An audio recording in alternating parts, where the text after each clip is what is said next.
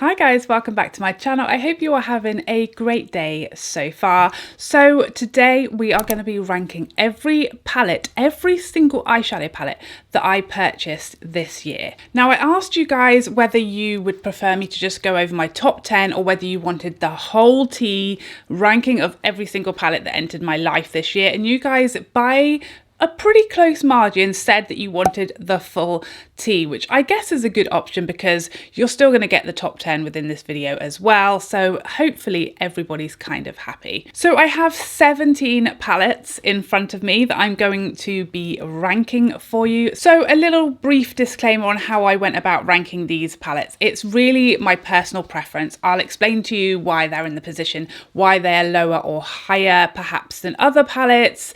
But honestly, there are only maybe a handful of palettes out of these that I actually don't love, and probably, you know, if I could do life again, wouldn't pick up. A lot of palettes this year, certainly my top 10 are loves. There's been a lot of good eyeshadow this year, but yeah, I'm going to be doing this based on my personal preference, my use, my experience, the quality, the whole shebang. And feel free to disagree with me and tell us your own ranking in the comments down below. So let's kick off, and this is brutal, and I know, and I just want to apologize for just my whole existence throughout this video. But in 17th place, it is the Wayne Goss palette. It is. I'm really sorry to Wayne. I know that's really not where you'd want to be, but I'm sure he also doesn't care what I have to say about it.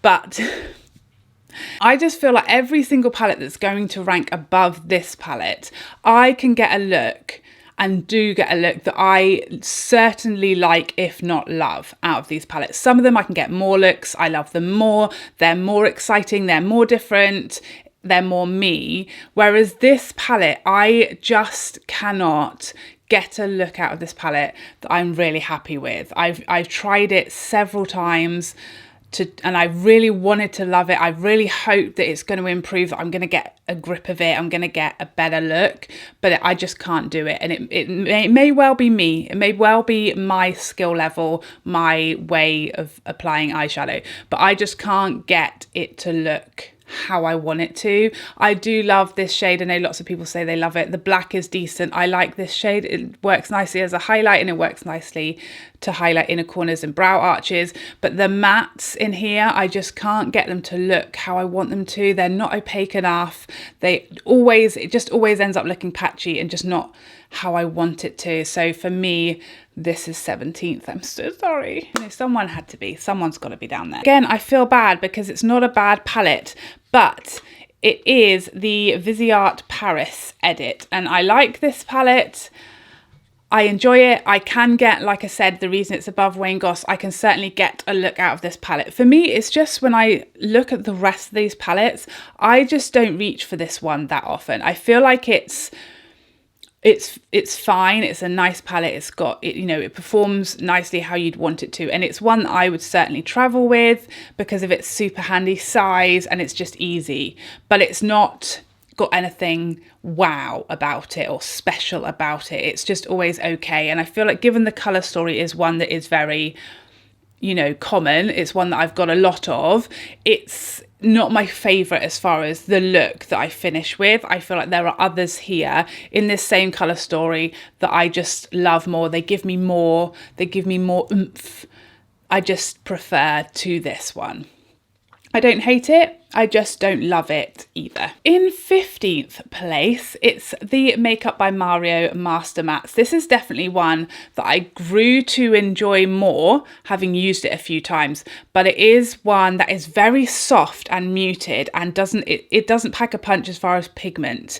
I think for me, I tend to prefer shadows that, you know, have a lot of pigment to start off with, and then but are very easy and seamless to blend out. That's kind of my preference as far as a formula. If you like something that's really soft, but it is going to build, but it's going to take you time, and you're going to start with hardly anything, then this will be far more up your street. I like it. There's a lot to love about this. It's got everything you want for this colour story, and the undertones of the shades are amazing. It's very versatile as far as working on different skin tones. So if you are a makeup artist or you work on other skin tones than just your own, you've got lots of options in here for different skin tones and different depths, etc. But yeah, for me, it's not my preferred formula, but I can certainly work with it and get it to do what I want it to do. It just takes longer than I would love it to, but it's definitely grown on me. So number 14 is Huda's Naughty palette. So this is a tough one for me because I could have ranked it higher, I could have ranked it lower, but the reason I've ranked it here is that I don't love the formula, and it's just always slightly underwhelming is how I would describe it. This colour story is just me all day long. I love this colour story. I really wanted to love this palette, but I feel like I just like it, and every time I use it, I just like it. It doesn't give me what I really wish it would. It's just slightly understated and muted, and some of the mattes don't blend how I want them to. I don't love the swirly shades because they can be a little misleading as far as what you get on the lid versus how they look in here. There are a lot of repeats and wasted shades like that one.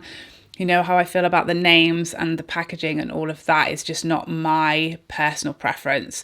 So as obsessed as I am with this colour story and how much this is like me, the actual performance and the whole package just slightly misses the mark for me personally. Next up, where are we? We're in 13th place. Oh, unlucky for some.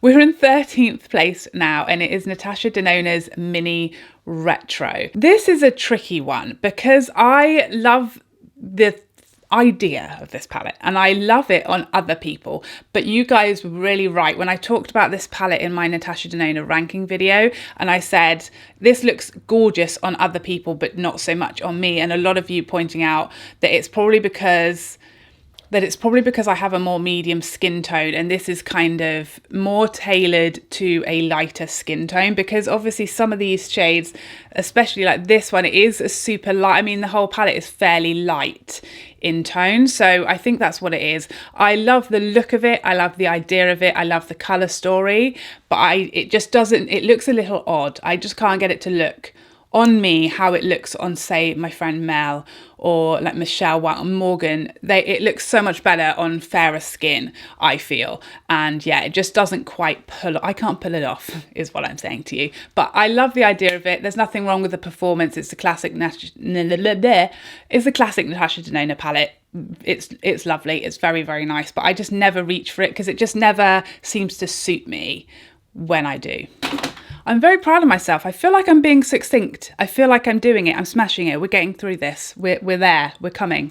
We're getting through it, guys. We're on number 12, and it is Charlotte Tilbury's Bedazzled palette. I like this palette. I enjoy the packaging. It's glorious. And I feel like it's quite like covertly versatile is how I describe it, and I feel that way about a lot of Charlotte Tilbury palettes. It's a really nice formula. I feel like it's got a lot going on there. It's a little more unexpected, but there's a good few shades in here that aren't necessarily my tones, if you see what I'm saying. So for example, like this purple, I'm probably not going to reach in for that very often. This section with the reds and the pinks, I love way more on the eye than I do looking at it in here. Some of the golds aren't really my tones, but yeah, so it's a beautiful, lovely, versatile palette that I really enjoy using when I do use it, but it isn't necessarily my preference of a color story altogether. Some of it is, but some of it not so much. So I think, again, the ones that come above are definitely like, they speak to me a bit more as far as the overall colour story. So that's why there's nothing wrong with it. I do really like it, but it's not as me as some of these that are coming up next. Now, number 11 is a very boring little number, but it's like a boring in a perfect way. Perfectly executed, boring fashion. This is Charlotte Tilbury's Desert Dust. It's small, but it's mighty. It's just the exact shades, tones, number of shadows that I would need if I was just going to do a no makeup look.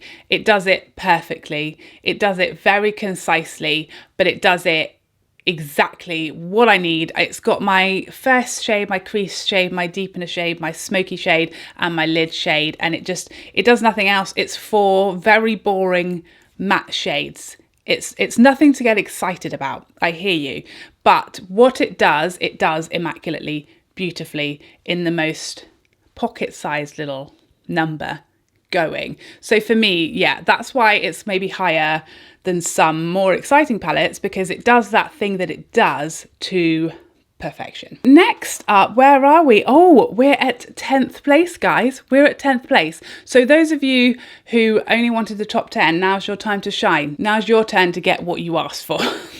The top 10. And 10th place, it's Charlotte Tilbury's Pillow Talk. And much like Desert Dusk, this just does everything you want it to do. It's a lovely formula. It's wearable all day, every day, day and night, any situation, any circumstances. It's very understated to look at, but a lot of these shadows pack so much more punch than they look like they will. It's unexpected. I really love this. As you can tell, the higher up this list, the more hyped I'm getting about the palettes. I really love this one. And it is my shades, it's my tones. I live and love these shades. So yeah, for me, this is like, I'm not a huge fan of the rectangular, what are they, pans? Hello. I'm not a huge fan of the rectangular pans, if I was to criticize something in here, and the fact that it's blinding you constantly because of all the reflection. But otherwise, yeah, I really like it. It's a really nice, easy, everyday, everything that you're going to do with this palette, it's going to turn out very pretty and lovely. So it's number 10. I feel like as of this point, it gets tougher and tougher, and I feel less and less sure with the positions that I've placed things in. So, you know, I need you guys to support me through this, okay? In 9th place, it's Natasha Denona's Love Palette. Oh, I just look at that. Look at that, it's so beautiful. What are you doing in 9th? I mean, this is just the perfect demonstration of like how many amazing eyeshadow palettes. The fact that this glorious creation is in 9th place, what a travesty. But yeah, I mean, there's some shades in here that, you know, for me, a bit too much for my kind of go-to everyday life. I love playing it with it. It's one that I really enjoy dipping into and just having fun with when I want some colour. But you know me, this is a little scary. This amount of colour for me is a little frightening. But when I use it, it's glorious, it's beautiful, it's much less intimidating than I think it looks to me, being, you know, a wimp when it comes to colour. But yeah, it's lovely. I loved it. I've got a lot of use out of this. I very much enjoyed it. And the ones coming above it just happen to be the loves of my life. Next up in 8th place, again, another one I ummed and ahed. I wasn't really sure where to put it. It seems like it should be higher because it is super special and glorious.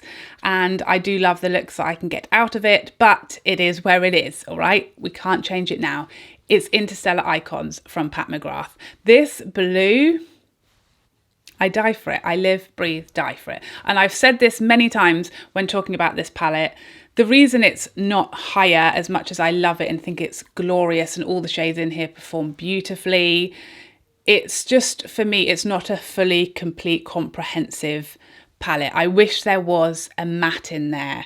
You know, I just wish there was like a rich sort of, I don't know, maybe a blue or a rich berry or any kind of matte, any colour. Pick one, don't mind. But I just feel like for me, I often, when I reach for this palette, I'll dip into other palettes. And I don't love doing that because I'm very lazy. I just want to reach once, not twice. That's too much work for me. So for that reason, that's why it can't be any higher. I feel like it could be higher if it had that extra thing that I feel, personally for me, I would love it to have, but no taking away from it. It's a gorgeous palette. The shades in here all perform beautifully. Whenever I wear it, I get a lot of compliments, and yeah, I love it. I love the looks that I can get with it, but for my taste, it's missing me a little matte. I'd have loved a little matte in there, cheeky one. And in 7th place, again, another palette I could have put way higher. It's the shadow I am wearing today. Had to check, hang on, what day is it? It's the eyeshadow palette that I'm wearing today, and it is Mels Sydney Grace collab. Oh, just so much to love about this palette, so much to love about it. It gave me finally the greens that I was screaming out for, crying out for, that I've wanted and needed and could not find. It's the perfect number of mattes to shimmers. It gives me like lots, just so much variance in here for such a, like, not that it's a small palette, but it's a very concise palette, and I just feel like it's got options for days. You know, it's not necessarily looking at it my typical colour story that I'd go for, but it kind of pushes me out of my comfort zone enough that I still reach for it and feel comfortable and want to use it, but it gives me something different that I don't really have in my collection, that I wouldn't have necessarily thought to use or put together. And it's so helpful as far as the colour story and the way it's put together and the way the palette is laid out. It really helps me decide what combos are going to work. It like does the thinking, the creative work for me. I just think they smashed it with this. It's such a great palette. You can wear it for day, for an evening, for school runs, for parties. It's got everything you could want in there and more. I love it. All next up, we're really getting into, like, my heart is starting to pound. I'm starting to feel excited. These palettes are just, they're getting just more and more exciting. And at number 6, it's Charlotte Tilbury's Fire Rose. This little cheeky number that looks so small and cheeky, one of the loves of my life. It's glorious. This shade in here, just stunning. Every shade in here, in fact. I feel like for a quad, the opposite thing that I feel about Interstellar Icons, where it leaves me wanting something else or reaching for another palette to complete it. This does like 2, maybe even 3 looks solely by itself, because this matte is so versatile. You can really blend it out and use it lightly and get a very soft, romantic, kind of almost a pinky look with it, and just sticking into the softer shimmers, you can get a very easygoing daytime, soft, glam, romantic type of look, understated. And then you can really build this up and get that rich burgundy and add this bad boy in, and you've got full glam. You can do halo. You see what I'm saying? It's a fancy little number. For a 4 pan, it's got a lot going on in there, and it's one of those that you put it on and it might not look that special. It might look like a lot of palettes that you've got, but it is special. When you put it on, you get it, you'll get it, you get it, right? Oh my goodness, we're on the top 5. I can see them, they're laid out, they're here. The work is done. I know what order they go in. Number 5, can you guess? It's Natasha Denona's Bronze palette. I mean, it's another one that maybe feels like 5th place, really, but when you see what's left on my desk, you get it. You see the problem that I'm having. This is a glorious palette. Is it exciting to look at? Probably not, but I mean, it is to me, because I am very, very basic and boring when it comes to eyeshadow, although I really made an effort today. You must agree with me. I've gone all out. But this is, yeah, it's just, again, much like the Desert Dust from Charlotte Tilbury, but this has got those creamy matte formulas that I die for. And it's got a couple of these cheeky numbers up here just to whack in something a little bit different. And I feel like, again, a lot of these shades, they look far more impactful on the eye than they perhaps look in the pan. But I love it. I think it's such an easygoing everyday, every look that you pull out. Very, very easy for a beginner or an amateur. I'm not saying I'm a beginner, because I have been working and, you know, doing my makeup and trying to improve and learn for like 4 or 5 years now, but I'm certainly not a professional, and I certainly have never done makeup for a living or on other people, and I have no training. So for me, I certainly consider myself to be an amateur, although one that tries and practices a lot compared to most people. But yeah, for me, this is super easy to put looks together coming out your ears. You've got so many options. You can't go wrong. It's foolproof, it's idiot proof, and I am quite the idiot. In 4th place, and it feels so inappropriate that this is in 4th because of how much I love it, but it is in 4th, and we just have to deal with it and try to move on with our day. It's Pat McGrath's Celestial Divinity. look at her. Just look at it. I just love this. I've said it every time I talk about this palette. I feel like I'm just boring everybody, including myself, but it's so much fun. It's just fun. There's just colours and combinations and things going on for days. I would have loved it to have a few more. If it had a few more mattes, who knows where it could have ended up. It could have been, who knows, 3, 2, maybe even 1. Just saying. But yeah. I definitely would have loved a couple or more mattes in here, but there's no denying how beautiful it is. I think the quality is really here. The number of shades, the fact that the price point of this palette, especially when she hit us with the Black Friday sale, was much more achievable than, say, one of her mothership palettes. So many more people were able to try Pat McGrath shadows and to try all of these colours. I love that. I like the packaging. I think it's just super fun and it's a joy to use. And like I said, I love it. To get higher, for me, in my house, had to have more mattes. But I mean, Pat just does. She hates, I think she's got some kind of personal vendetta against mattes, hasn't she? She gives a couple so that we don't cotton on. So she says, oh, I don't mind mattes. I've put a couple in there, all right? But I see you, Pat. The top 3, let's take a moment, let's regroup, let's try and think about what are these top 3, what are they going to be, what order are they going in. It's terrifying. I feel like there's a real wild card in here and I don't know what you guys are going to make of it, but we must continue. In third place, why is it in third? I feel like, again, it should be higher, but it's not. It's in third place and it's Natasha Denona's Glam palette. Again, I just feel like whenever I talk about it, I hold this up and I think, is the colour on my camera working there? Have we had a white balance issue? Because it does look like I'm holding up a black and white palette. This is like when they do the reveal on Instagram and at first it's in black and white and they forgot to put the colour in. That's what it looks like when you look at it here. But it's so surprising. It's so me. These tones, I love it. I love every time I use it. I think the quality in here is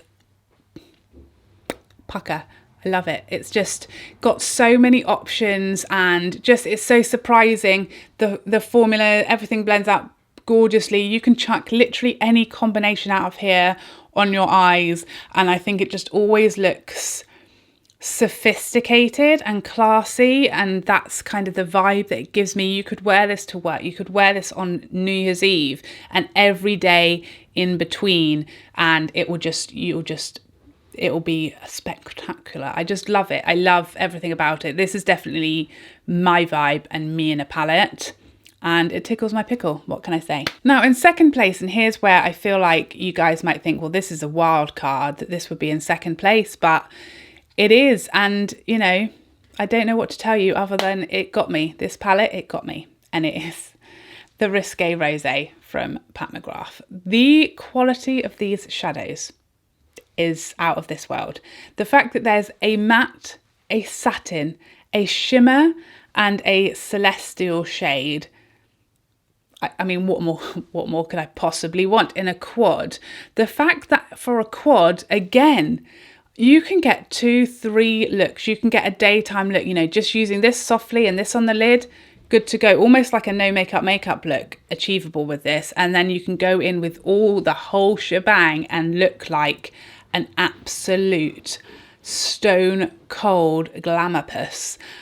And everything in between. The fact that you can get like 3, maybe 4 completely different looking eye looks and every one will be banging out of a quad is just phenomenal. I just love using it. Whenever I use this, I just love how my eyeshadow turns out and it's just special. It's different. It's spectacular. I can't say enough about it. It can't be number 1 because it's a quad, and I feel like people are going to think I've lost my mind because how can a quad be above all of these other much larger palettes? But it is. It's got me right in the heart and soul. It's got me for life. This would be one, honestly, because this is limited edition.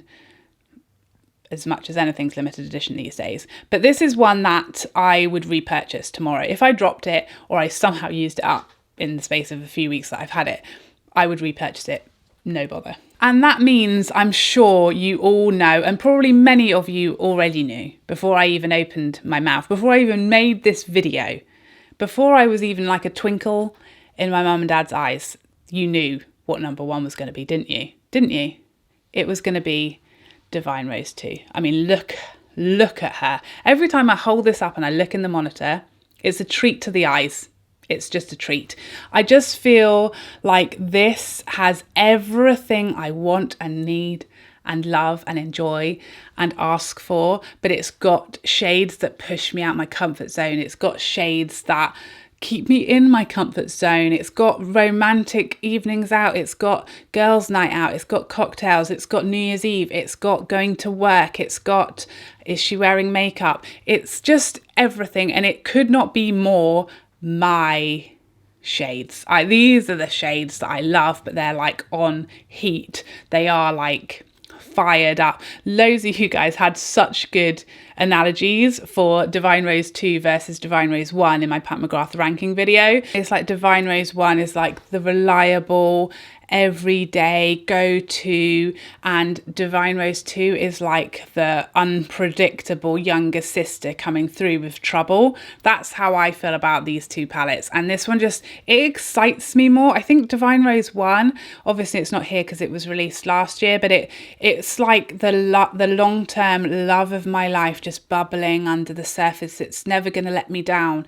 It's never going to cheat. It's never going to do anything unpredictable. Whereas this one, a little bit more cheeky, have to watch her, you know, needs some kind of designated driver taking her home. Like, you just don't know what's going to happen, but she's more exciting. She's more off the wall. You know, you can't really trust her, but we all just want to have a look at her. I feel like we should stop there because it's got a little bit weird, so we're just going to have to move on. But this is my number one. So there you have it, guys. Those are all the palettes that entered my home and my heart this year, ranked 17 to 1. Please let us know what your thoughts are, what you would have moved about, what your order is, which of these just made it right into your heart's hall of fame. And I would love to see you in the next video. Otherwise, take care for now. Bye bye bye bye bye.